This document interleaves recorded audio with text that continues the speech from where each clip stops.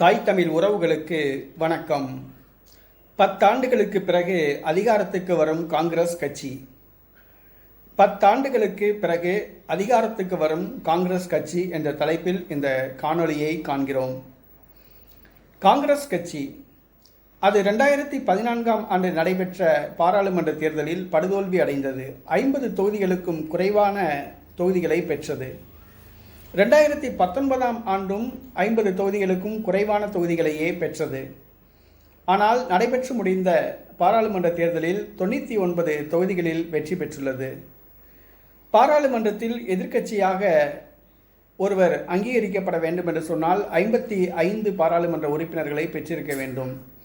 தற்பொழுது 99 பாராளுமன்ற உறுப்பினர்களை பெற்று 10 ஆண்டுகளுக்கு பிறகு எதிர்க்கட்சி என்ற ஒரு அந்தஸ்தை காங்கிரஸ் பெறுகிறது.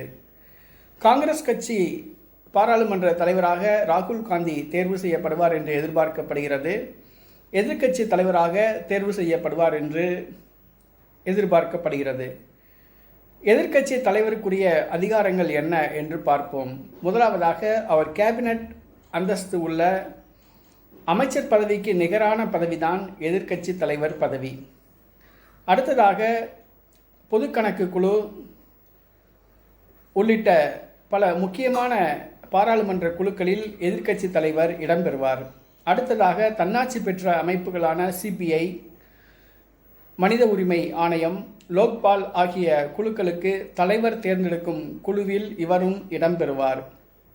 மேலும் எதிர்க்கட்சி தலைவருக்கு அரசு பங்களா வழங்கப்படும், வாடகை செலுத்த வேண்டிய அவசியம் கிடையாது. இன்னும் பல அதிகாரங்கள் உள்ளன. 10 ஆண்டுகளுக்கு பிறகு எதிர்க்கட்சி அந்தஸ்தை பெறுகிறது காங்கிரஸ் கட்சி. பொறுப்பாக இருந்து பாராளுமன்றத்தில் ஒரு பொறுப்புள்ள எதிர்க்கட்சியாக செயல்பட வாழ்த்துக்களை தெரிவிப்போம்.